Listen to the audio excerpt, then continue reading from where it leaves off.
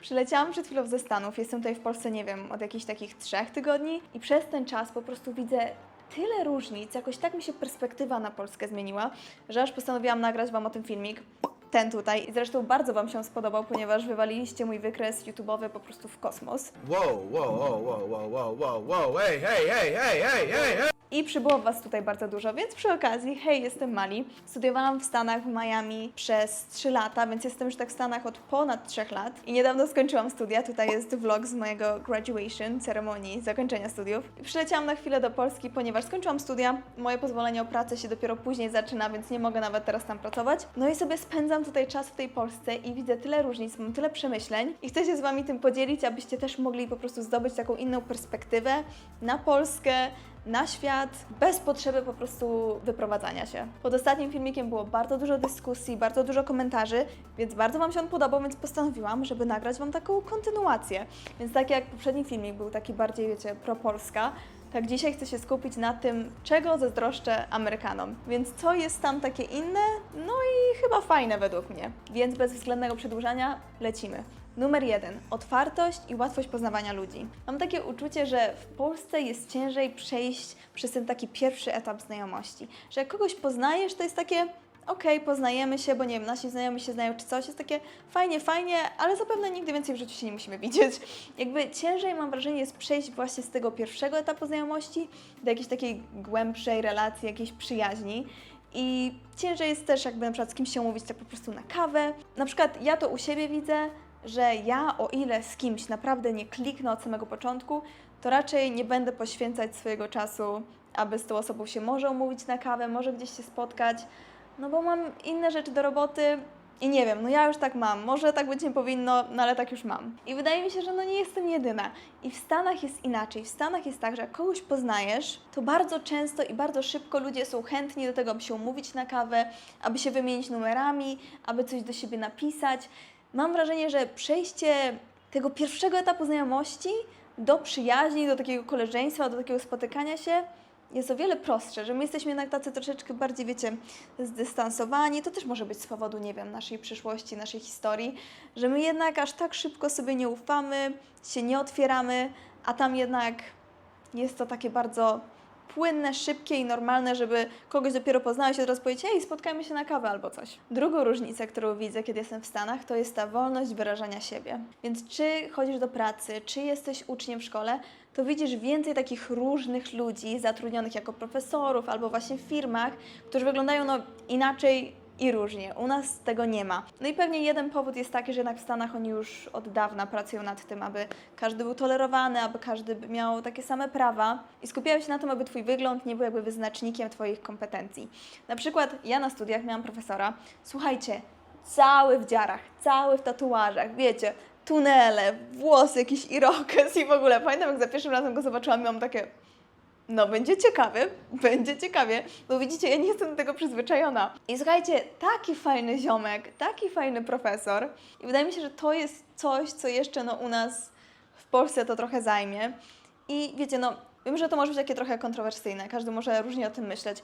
Na przykład ja osobiście, czy ja bym chciała kiedykolwiek mieć całe ciało w dziarach? No nie. Czy chciałabym mieć kiedykolwiek tunele? No nie.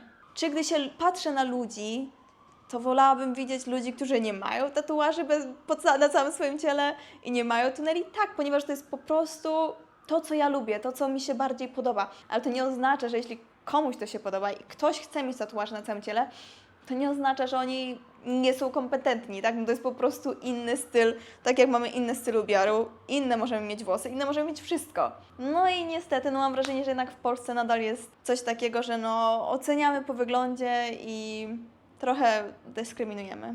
I myślę, że to pewnie trochę czasu potrwa. No u nas też to pewnie tak kulturowo i tak normalnie wychodzi, ponieważ no jednak w Polsce my wciąż wszyscy praktycznie tak samo wyglądamy. Nie mamy aż takiej różnorodności, więc to też ciężej będzie u nas to zmienić. I też najnormalniej w świecie, gdy ktoś wygląda troszeczkę inaczej, to się od razu rzuca w oczy, ponieważ jednak my wszyscy jesteśmy tacy podobni do siebie.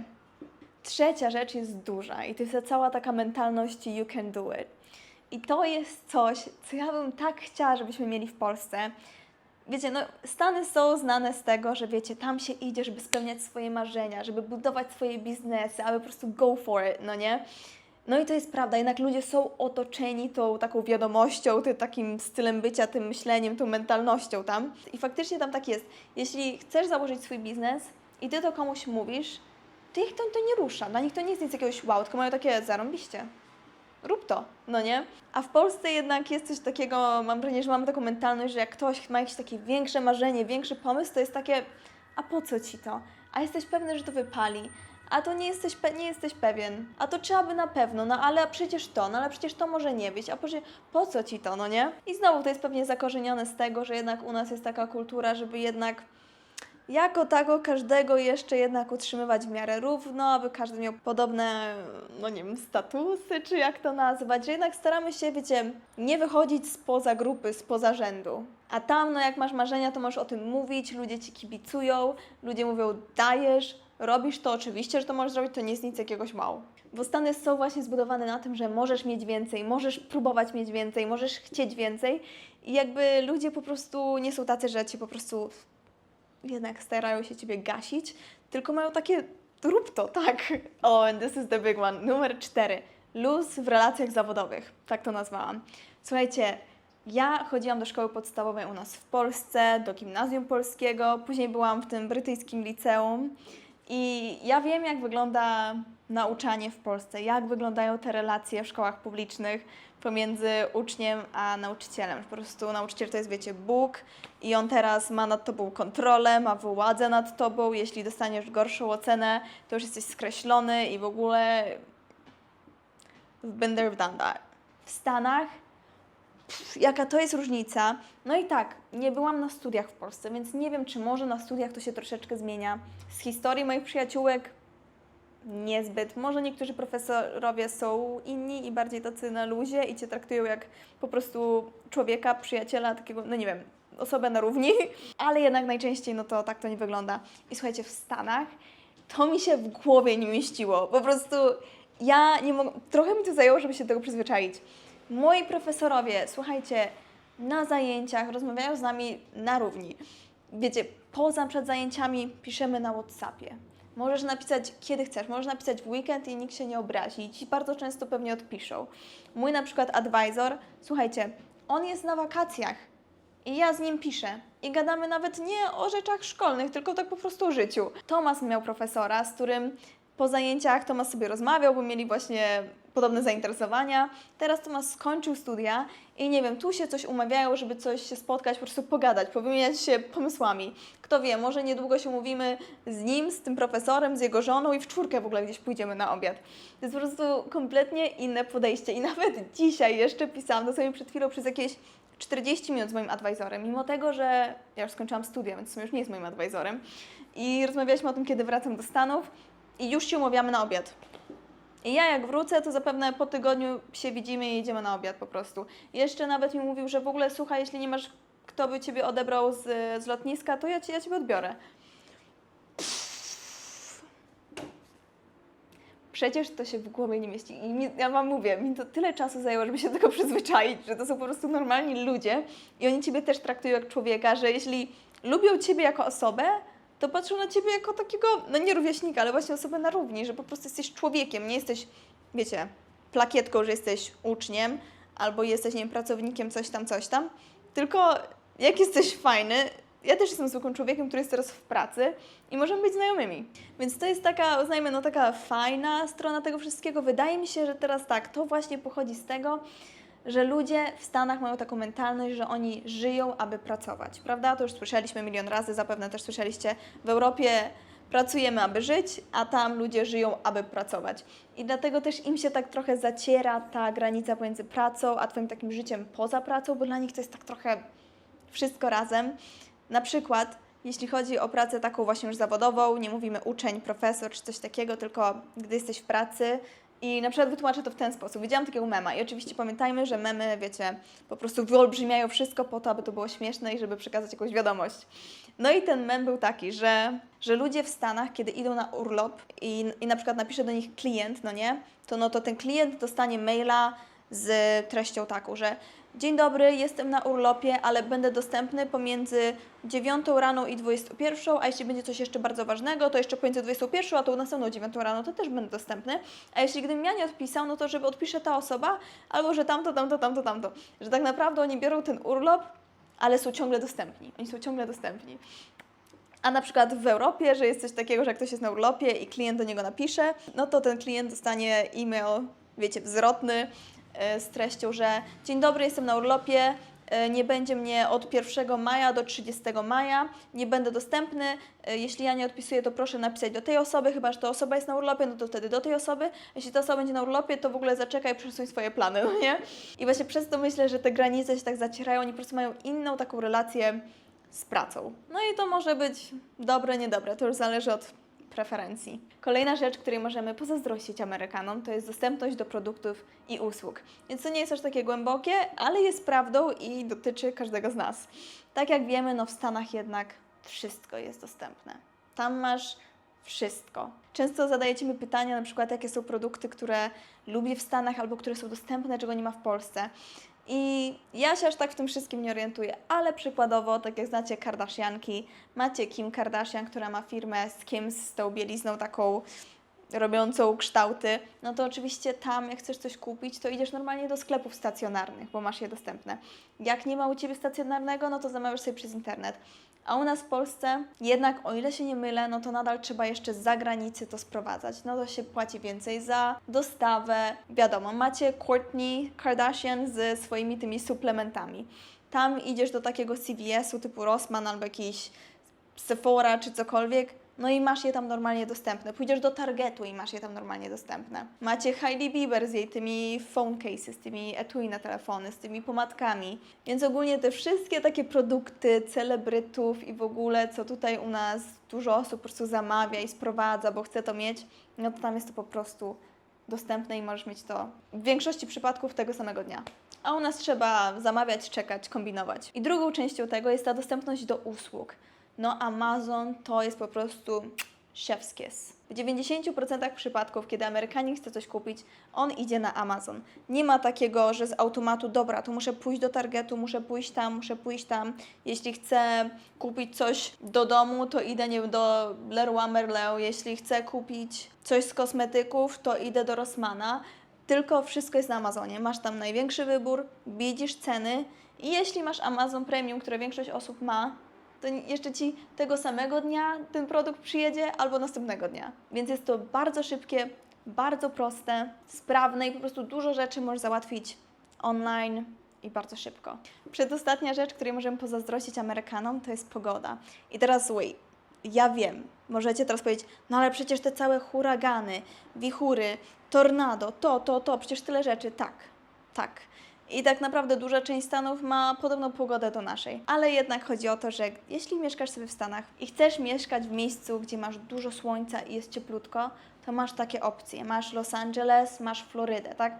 A u nas w Polsce, jeśli chcesz zostać w kraju i chcesz mieć słonecznie i cieplutko, no to takiej opcji nie mamy. Przykładowo ja to teraz sprawdziłam.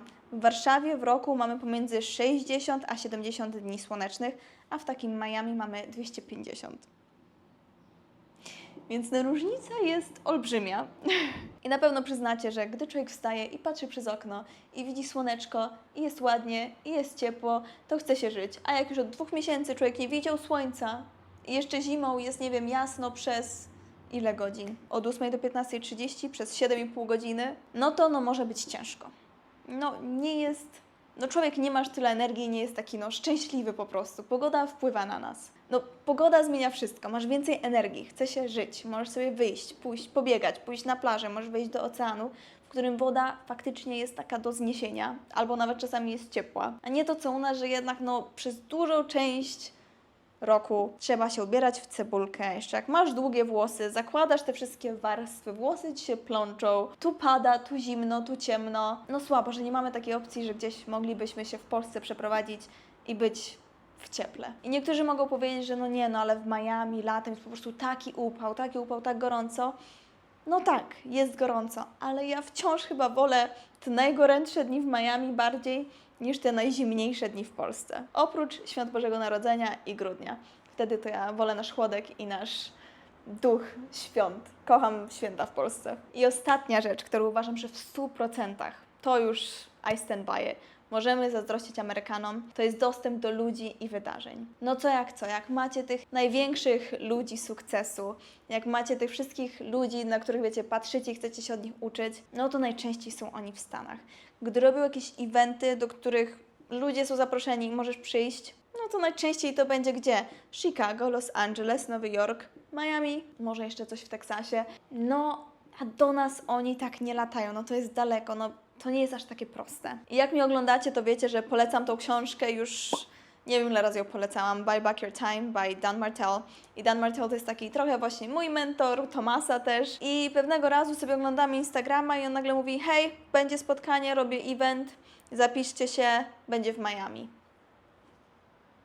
No i co, gdybym ja była w Warszawie, to słuchajcie, jak ja bym bardzo chciała pojechać na to spotkanie, no ale to by był lot, to by były pieniądze, to po prostu wielkie halo. A my jesteśmy sobie w Miami i mamy takie, jedziemy. To jest 25 minut drogi z domu autem.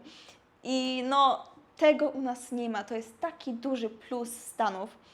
Oni mają dostęp do takich rzeczy, które często dla wielu Polaków, ludzi z Europy to nawet nie jest dostępne. Więc są z tym do przodu. I no łatwiej jest po prostu poznawać super ludzi, wspinać się i stawać się coraz bogatszym, coraz lepszym, coraz mądrzejszym. No i wiecie, poszliśmy na to spotkanie i normalnie można pogadać. I nawet jeśli nie jesteś osobą, którą interesują właśnie aż tak bardzo takie biznesowe rzeczy, ale na przykład interesują Cię koncerty, jakieś inne wydarzenia, no to wszystkie największe rzeczy dzieją się w Stanach. Co więcej, to jest jeszcze taki bardzo specyficzny przykład. Przykładowo jak ja jestem Polką i mieszkam w Miami, w którym tak dużo Polaków nie ma, to w momencie, kiedy już idziesz na jakiś event naszych Polaczków, nie ma nas aż tam tak dużo, to jest inaczej. W takim sensie, że każda osoba, która tam jest, najczęściej ma jakąś mega historię za sobą, bo jakoś jest w tych Stanach, zapewne miał jakieś marzenie, które chciał spełnić, albo już coś robią, albo są właśnie, wiecie, no, successful. I ta kombinacja, razem z tą kombinacją, którą wspominałam wcześniej, że nie ma w Stanach aż takiej tej bariery tego pierwszego spotkania, że jest ciężko się przez nią przebić, to tutaj nie dość, że jesteśmy w Stanach, więc jest ta inna kultura, że bardziej jesteś hej, co tam? To jeszcze jak już widzisz Polaków tak daleko od Polski, to masz wrażenie, że my już jesteśmy rodziną, bo po prostu i tak jesteśmy, mimo tego, że się nie znamy, to jesteśmy bardziej do siebie podobni niż na przykład ty i jakiś twój znajomy ze Stanów, kogo już znasz. Mamy więcej ze sobą podobieństw, więc z tym kontrastem tych wszystkich innych różnych ludzi patrzysz na siebie i masz takie familia.